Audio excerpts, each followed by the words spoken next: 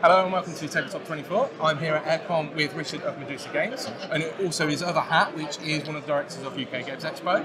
And we're here to focus on Nine Worlds and the latest expansion, Creatures and Monsters. So Richard, can you take us away? And yeah, sure. So Nine Worlds came out in 2016, now I think. We've already had a small expansion, which was Sagas and Treasures, which came out a year or so later. And this is our latest one. So the general idea of Nine Worlds is a Viking-themed area control game. So you're one of the gods of the Nine Worlds. You might be Sutir, the god of Muspelheim, the Fire World. Nice. And what you're trying to do is to get control of as many of the Nine Worlds as possible. So in the scoring rounds, which happen every 3 rounds, you'll be scoring for how many worlds you're on, how many of your followers you've got on the worlds, how many worlds you control that you've got some domination of. And what you're doing in an average turn is you are using action points to move stones onto the board and around the board and move yourself, your avatar, which is you, around the board, and obviously interacting with the other players to try and win battles against them and to get control of the worlds. Okay, and if you get control of the worlds, there are world powers that are associated with those worlds. So that's the base game of Nine Worlds.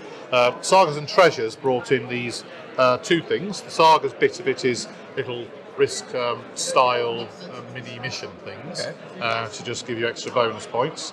And then, and the Treasures bits are the treasures of the gods. So the things like Thor's belt here and Gungnir, Odin's spear, which are items you can get in the game and give you advantages. Additional powers and sort of...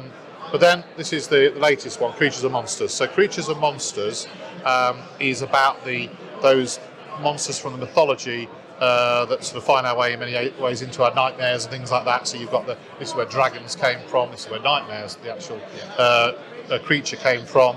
The zombies or draugrs, sort of weird vicious dog things with garms, werewolves, these are all part of Norse mythology. So in Creatures and Monsters, as well as spending your action points to send stones to the Nine Worlds, you can use some of them to divert them to the Warriors' Hall here, where all the warriors from all the various worlds get ready to go off and fight the monsters. And after the action phase, people will take it in turns to place stones on the monsters. So these stone spots here is where the game is basically. So what you're trying to do is to fill all the holes in order that the monster's defeated, but also to have the majority of the stones on a card. So that means that you will win that card personally. The cards have victory points. Whoever has the most monsters, that's like winning a world on the main board. It's another sort of 5 points. But also you get first choice of these bonus tokens, which are, again, can be spent in the game for little advantages. And some of the monsters have what I call monster powers on them. Okay. So the zombie one, the draugr one, is a regenerate power to bring stones back from the dead, for example. And those monster powers we tried to theme a little bit related to the type of the monster. So the Huldra here has this sort of almost enchanting, enticing ability, so it draws in stones into where they are. Now, if, however, when we get to the scoring rounds, these monsters are not defeated, then the players will suffer penalties related to how much effort they've made to be heroic and go out there and deal with them. So, in the case of the Huldra here, even though the Huldra's not defeated, so that all the players are going to suffer some sort of penalty, but the red player has put a couple of warriors into the fight, and that's sufficient to protect it from that penalty. Blue's only got 1 on there, so it's going to suffer a penalty, but it's going to get first choice of what the penalty is. The other 2 players haven't even tried. They're going to suffer basically the full whack of the penalty. Sort of thing, yeah? So Blue will say, well, I'll take the least damaging of these penalties, and so on. So the idea is there's a sort of semi-cooperative element in that you've got to think collectively together, are we going to try and beat this? And red and blue might be thinking, well, maybe we can't quite defeat it, but we can make sure that we don't suffer the consequences, and the other guys will have to suffer that. So so it's another element. And these, when your monsters are defeated, underneath the what we call the stone spots, so these are icons, and that tells you where the stones go back to afterwards. So this one will go to Valhalla and eventually end up back at someone's home world with bonus points. This one will go direct to someone's home world. This one here would go to, then there's ones that you can choose any of the 9 worlds to pop the stone onto.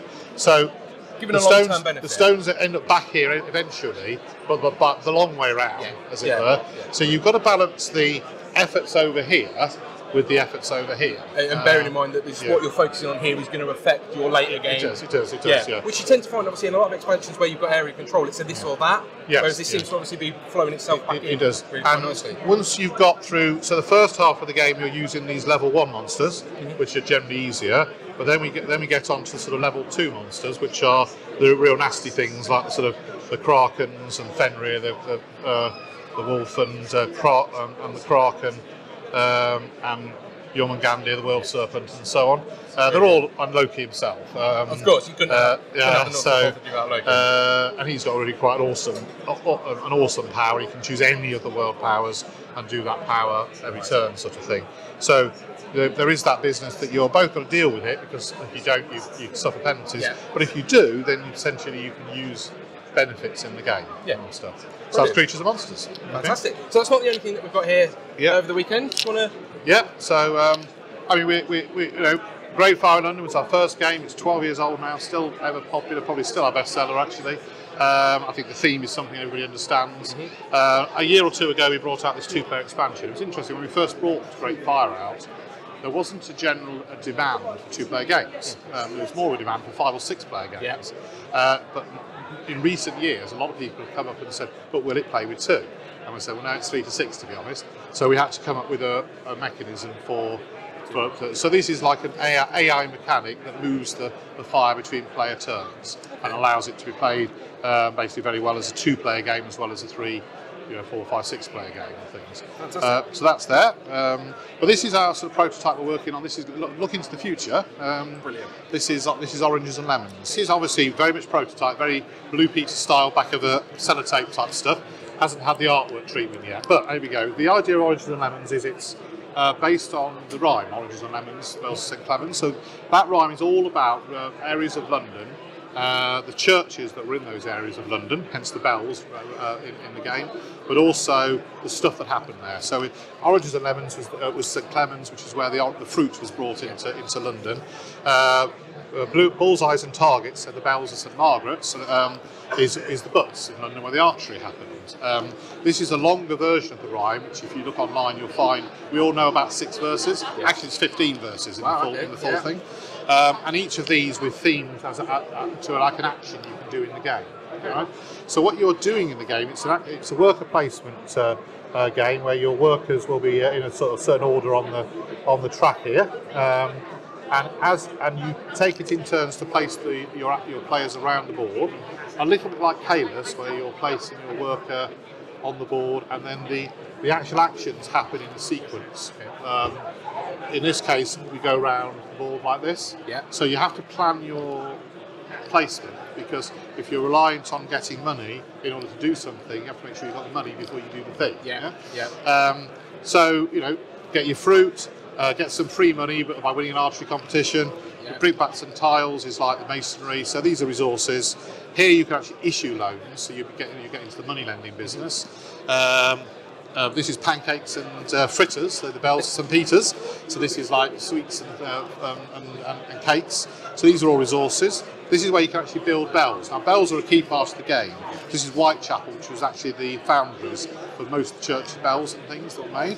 And you've got these bells of various sizes, and you will basically be making them there and placing them on the locations. And if you do that, you'll get some benefit in the game. In the case of here, a 2-coin interest, a 2-coin income every turn, for example. You can sell your goods here. You can go to the Crown, to the Tower of London, and just beg for some free money and resources.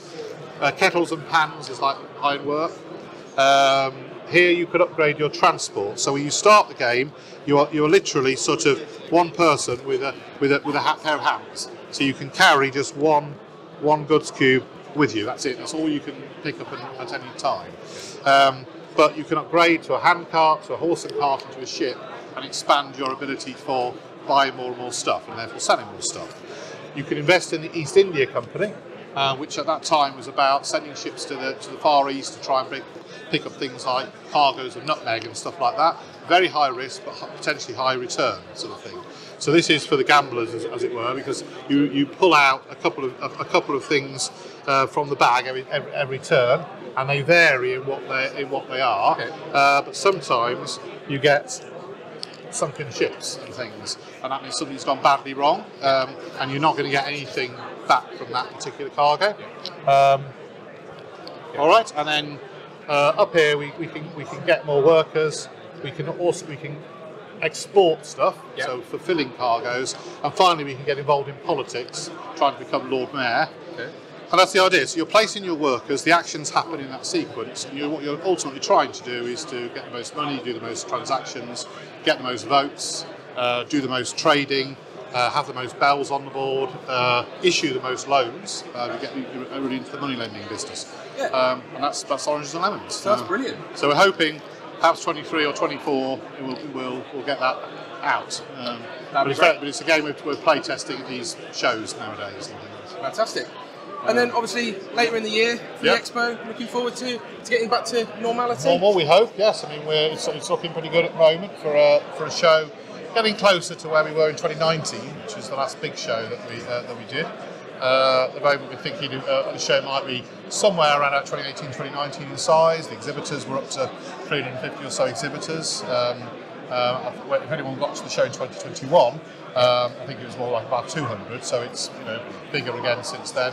We're already expecting a lot more visitors compared to then, and a lot more of the sorts of other events, like the Bring and Buy will be back, which we couldn't run last year for COVID reasons.